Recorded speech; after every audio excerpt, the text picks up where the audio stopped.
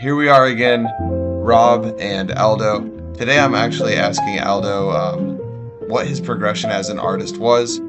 This is episode 9 for us already, somehow. And I'm going to let him take it away before I start rambling too much. Aldo? Thanks, Rob. Episode 9. As I promised at the end of the last episode, I was going to tell you about my evolution as an artist. And basically, it's a reflection of my evolution as a human being. And I'll start at a place that's consistent with my art. And there's a little irony here. You'll get it in a minute. We've been talking about reframing and framing and interpreting and how they're all the same, and really they are. So here's my interpretation of what happened with my art. Starts when just before I retired from the working for the city of San Francisco. Meetings got to be so boring that I started scribbling on a 3x5 card, many of which I thrown away. And one day I did one that I thought was interesting as a doodle, and I actually drew a frame around it. And as soon as I saw the frame around it, it became like a composition. And I thought, I'm actually creating something here. I'm improvising in some way. So once I had that realization, I did start to do things within a frame, and I can't tell you how many I threw away, but when I started keeping them, I kept 52 of them, and that was the start. They were in black and white, because all I was doing was a pen on paper, and since I had no real technique, like most amateur musicians, especially when they're starting to play jazz, they try to play as much complexity as they possibly can, and there's not much lyricism to it, and that's exactly what I did. And I made some improvements over my first counterpoint, and that improvement I told you about before. And as an evolution, I thought it was a great idea to rub some white ink over pencil shadings, and that changed my whole portfolio. So I suddenly had a portfolio with two ideas, one black and white and the other with a blue shading that resulted. And I called that one the blues, because counterpoint and the blues are they're musical words. But after a while, I realized that, I wasn't leaving enough space, and I wanted to add color. So my evolution went from counterpoint to the blues, and then I came up with the idea of line, color, and ground. And the line, color, and ground, actually, I removed a lot of the complexity, left more spaces, tried to do with things with color that reminded me of how harmonies are made in music. So this music is constantly in there as not only my education, but my evolution. And the line, color, ground, what I thought was successful. It was successful enough to start showing around town. So I had many shows. The first shows were black and white, and then I had shows with color. And the color was very well accepted. As a matter of fact, after several exhibits around Binghamton, New York, I was asked to exhibit at the Bundy Museum.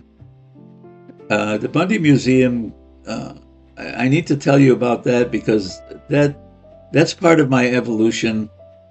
That at the end of that show, I had a major change in how my art was going to be produced by me and how I would create.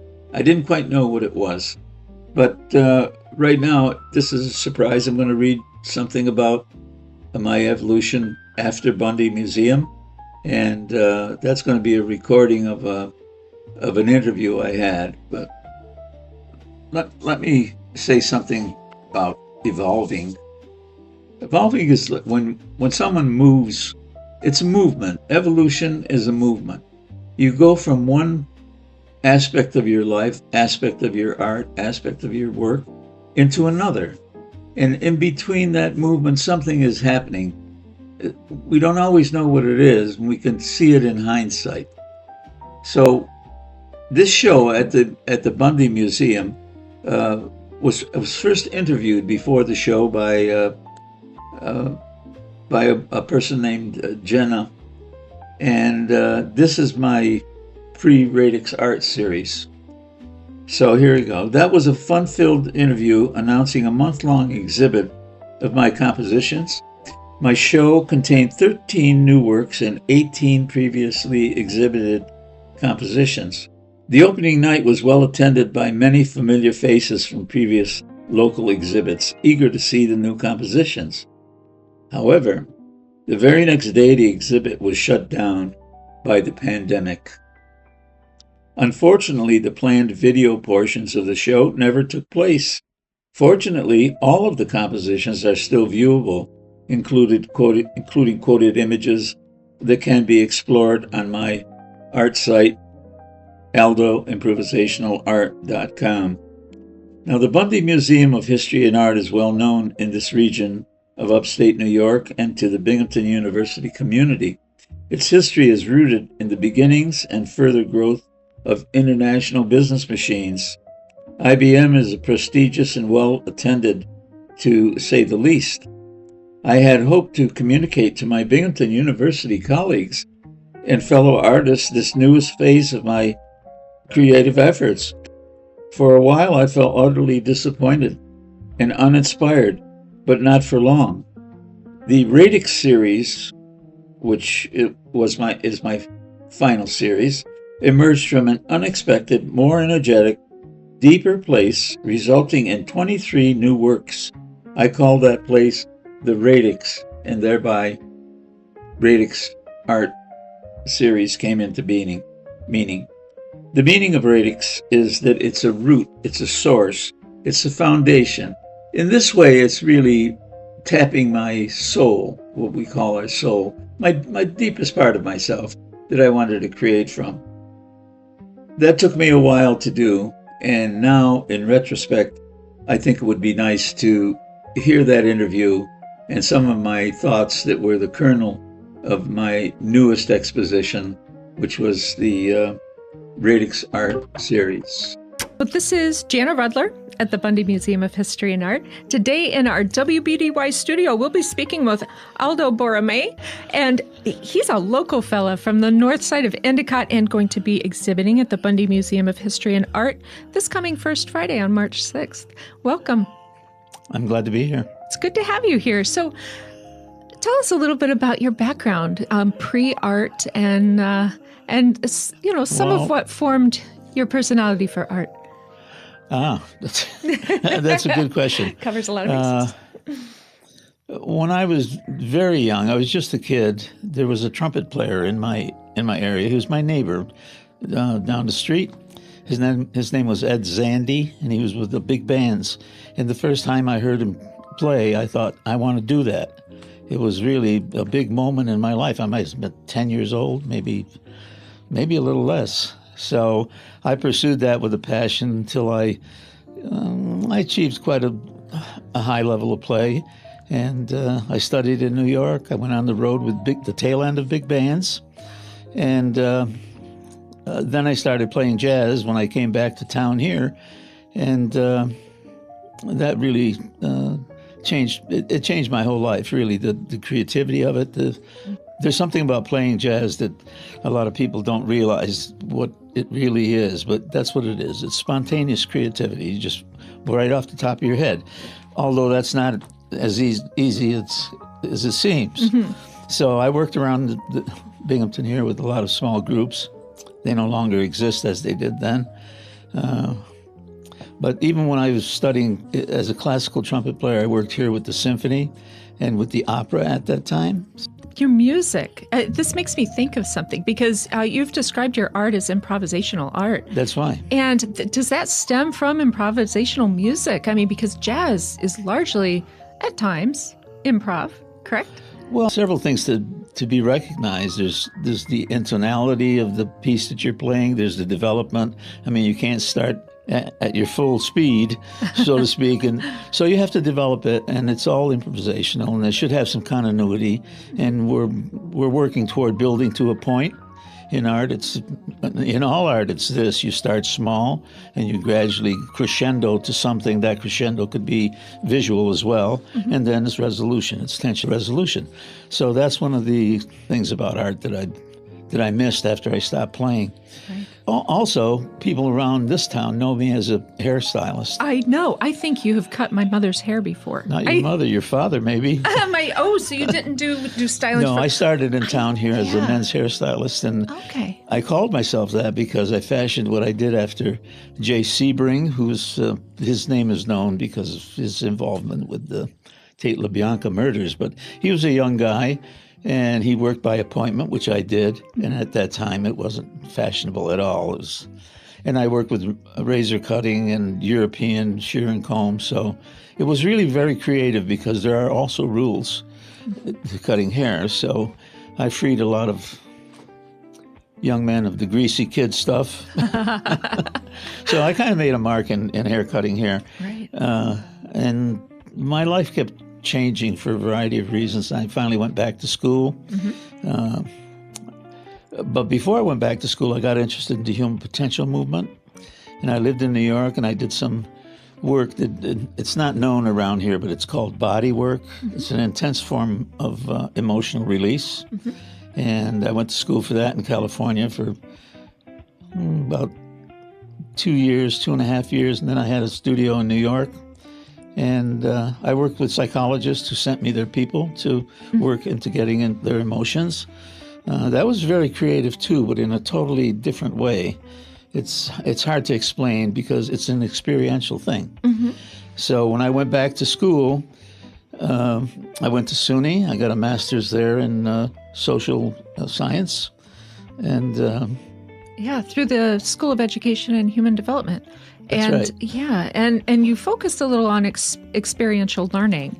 How does that tie into how your art has evolved? That's a good question. I was just about ready to get to that.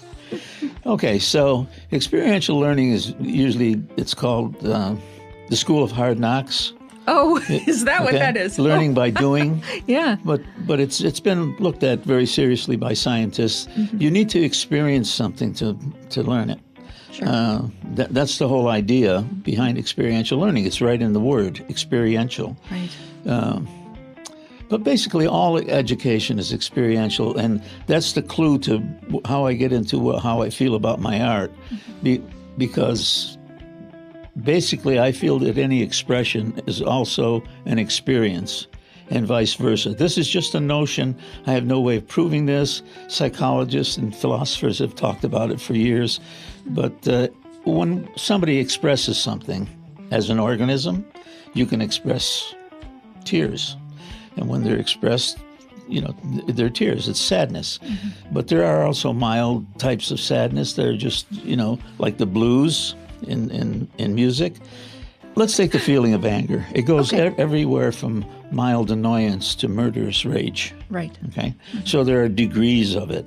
And those degrees are experienced in a particular way. And the organism, all organisms, express that through anger. Anger is an expression. It's also an experience.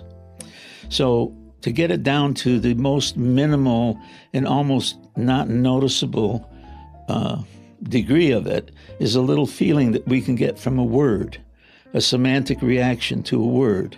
And because I was interested in semantics, that's how I got to be able to talk about or put together some rationale for the way that I work. Okay. So one of the things that I try to promote, and if someone reads anything on my site, which, by the way, I have an art gallery that's online that you can buy art through it, and it's interactive. You can move the art all around different rooms that they suggest. Wow. Anyway, there's a certain amount of expression and experience when you look at a work of art. Now, everybody knows abstract expressionism, for example. Now, That's a word that sounds good, but it's a big grab bag. Everybody's an abstract expressionist to some degree, unless they're painting a seashore and a moon, and then there's not much abstracting to be done. You see what it is. It has a title. Anybody can name it. Moon over the water. Sure. So realism would be more like, painting exactly what you see, and abstract would be more like painting what you feel, perhaps? Okay, that's a good concept, but there's a capacity to abstract. The word abstract is an interesting word to begin with, because there's a verb to abstract. And when you are doing that, you're abstracting. ING is the gerund to that verb. Okay, so people are doing it all the time, but you don't know it because it's one of these micro behaviors that we really don't pay too much attention to. I'll give you an example. Okay. Many people have seen the optical illusion of two faces or one vase. Right. Right? Yes. So if someone hasn't done that, they don't know that there's a certain feeling that goes with the vase. And there's a certain feeling that goes with the two faces. Sure. Each one of those is a different abstraction, a putting together of information. And each one of those in psychology is called a gestalt. So one is the background and one becomes the foreground. But when we look at abstract art, sometimes we don't know what to do with it. You look at it and you either go blank or you get excited, or you say, well, that looks like this or that looks like that.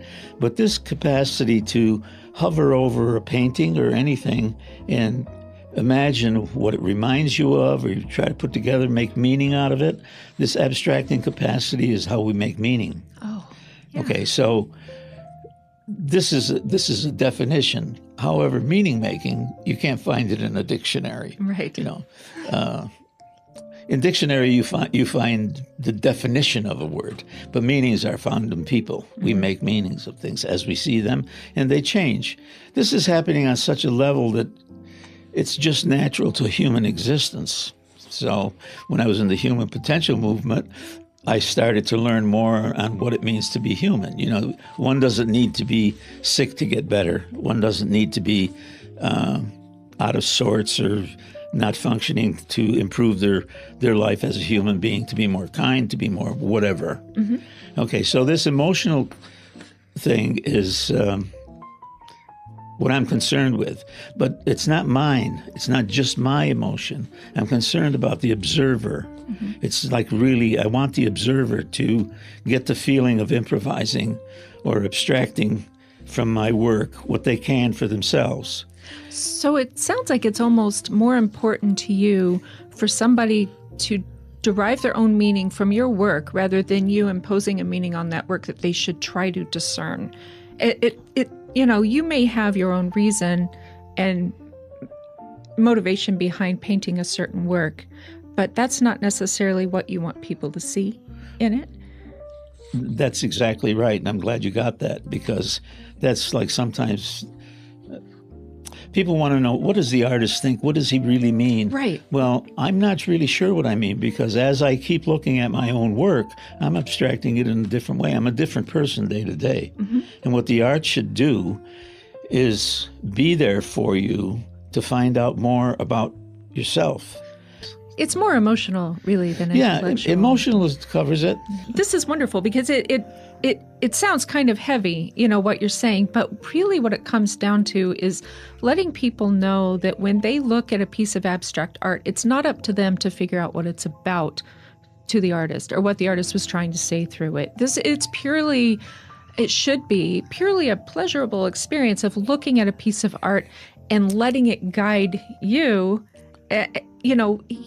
There's no wrong way to look at that piece of art, really. No, but you can improve the way you look at a piece of art by knowing that whatever's going on in your mind, to become conscious of it. So to become conscious of your abstracting is a whole new way at looking about your thinking.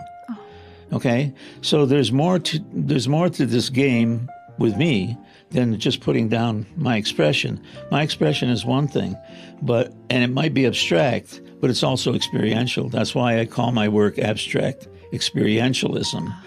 Okay? Because it requires you to be aware of your experience. Now, you might end up saying, like, I hate that thing, But if that's what you've really done and you're conscious of it, then you can go say, I'm conscious of this because, I'm conscious of why it upsets me. Right. I don't like the way this artist chopped this person's head in 5 parts. I'm just making a reference to sure. But it to Picasso. Oh, right. So I'm really interested in what happens to the observer, because the observer brings it alive. I mean, I can have the creation, and for myself, I love to do this. I've been making art for about 8 years now. Only 8 years. Yeah. Now, the way you talk about it, I feel like you're a career artist that's been doing this forever. 8 years, that's not long. I've been improvising at everything I do since I was a kid. Wow. So improvisation is really, during the bebop days, all of us around here were following people like Miles and Dizzy Gillespie and those people. And we tried to get close as we could, but they gave us the inspiration to first mimic and then find ourselves in it and gaining a voice of our own. So I have a voice. That's what I'm happy about. So I'm speaking through this voice, but what it's telling the observer is, I'm talking to you in a different language. So you translate it for yourself, and I'm happy with that because you don't have to agree with me. So the viewer does have a certain amount of responsibility. I mean, like you said, they can be dismissive of art by just looking at it and saying, yeah, I like it, or no, I don't like it, and they can walk on. But it's better if they figure out why they feel a certain way about a piece of art, and that's only going to help them. I mean, that's going to help them evolve the way that they understand themselves, really. Well, this idea of becoming conscious of abstracting, because abstract, like I say, is a strange word. Something that's abstract can be conceptual, or abstract can mean like the summary of a book. They write an abstract. Here's a little version. They picked it out. Even Aristotle said the word abstract means to be consciously aware of a small portion of something, actively aware of whatever you focus on. Okay. So it's not like you just look at it and goes. When you look at a work of art, or you look at anything, you can't look at everything all at the same time. Like my work has focal points and vanishing points. You can't look at one without leaving the other ones out of it. They're in the distance. It's just like the gestalt that I told you about. Yeah. Pops out, then your eyes move somewhere else, and that's a rhythmic thing that happens with your eyes. Your eyes are moving. That's a rhythm. Okay, to me, colors are like building harmonies. And what does that color sound like? Synesthesia, you see that word coming up now and then, people who actually hear color or sound, sound gives them visual experience. Sure. So this crossover on that level is real. And the crossover in my art from music is real. I'm not saying I can hear my painting. I'm not saying that. But in a way, more of my capacity to take in and make meaning of it. It doesn't have to be a real meaning, like 1 and 1 is 2. It's not like that. So what I would say is that, what do you feel about it? And what do you feel about it tomorrow? And the next day? Because if it doesn't bear repeated viewings on a large scale, it's not art. Right. And so this sort of gets around to why people purchase art and hang it in their homes. This is, and a piece of art in your house may change meaning to you over time. I mean, like you said, repeated viewing, you may look at it this year and feel a certain way about it. And 5 years down the road, your feelings for that art, or the feelings that it invokes in you, have changed a bit. It's definitely an evocation of your feelings. To become more aware that is possible means to abstract it. So abstract art has a meaning. So you've in this short 8 years that you've been making art, making visual art, you've displayed around Binghamton. I have. The Broome County Arts Council, the Garland Gallery, and various other places. What brought you to the Bundy Museum? How did you decide to It was on the list. It was on the Well, sure. We're one of those galleries. We're one of the Yeah. First Friday galleries. Sure.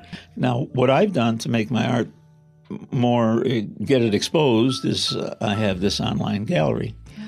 Your website, just to remind everyone, what is the name of? How do they get to your The website? easiest way to get to it is aldoimprovisationalart.com. There we go. That's the one that'll get you to it the quickest.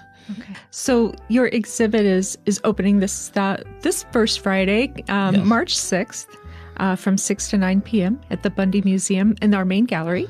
And when folks come to see this exhibit, are they going to see a sampling of your various series, or have you selected one series for this exhibit? No, you'll see some black and whites.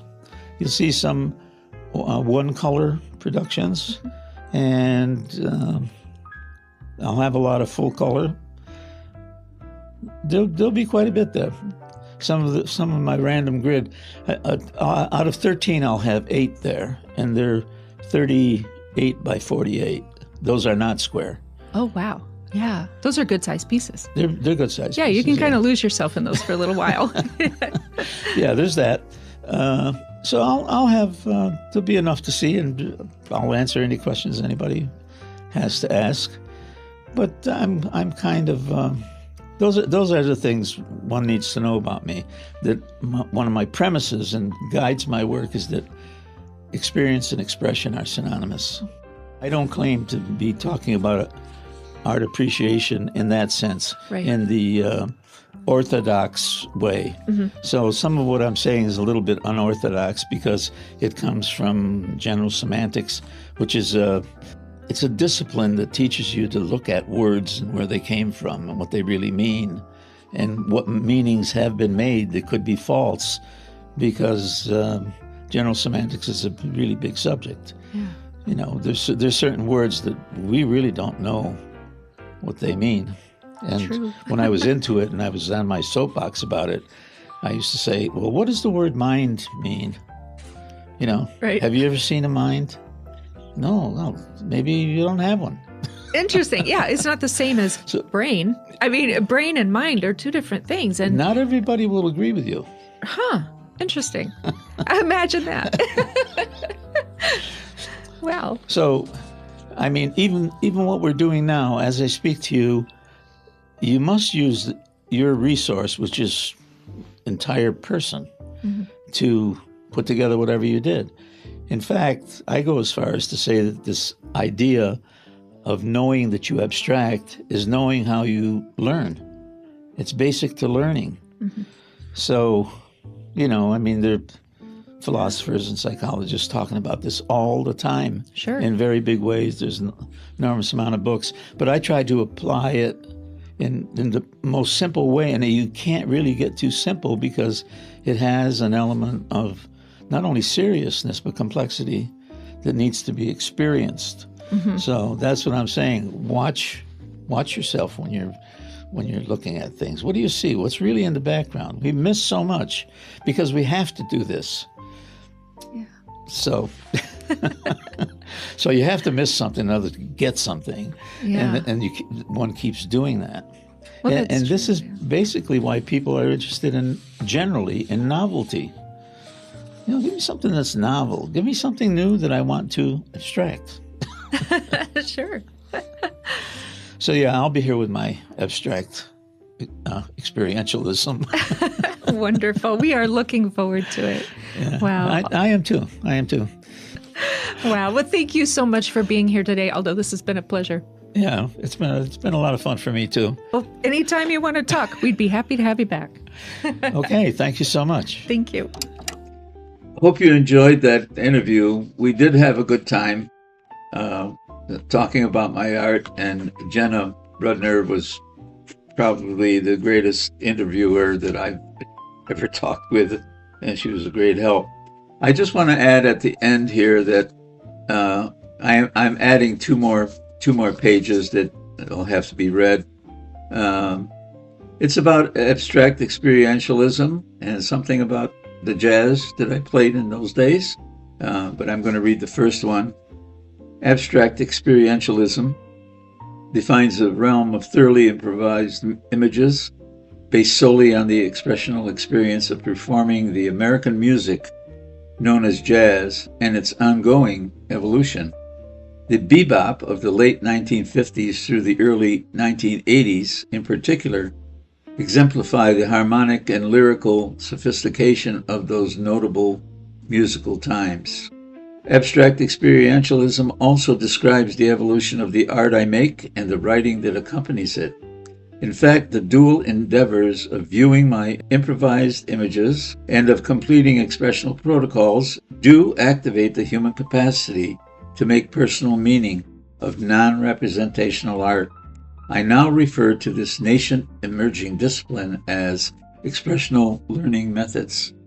I coined that term to represent the possibility of a second-generation experiential education, for example, expressional education, in a graduate paper titled Personal Development, Unknown Territory in Experiential Education, thereby completing my Master of Arts degree in Social Science, the School of Education and Human Development at Binghamton University in 1996. Aldo Improvisational Art and Beholding Art as Personal Development were the result. Thank you, Aldo, again, for giving us a way to look back in time. I'm glad that we were able to find that interview and then use it to gain some perspective on where you were then, 6 years ago, and where you are now, especially with the Radix series.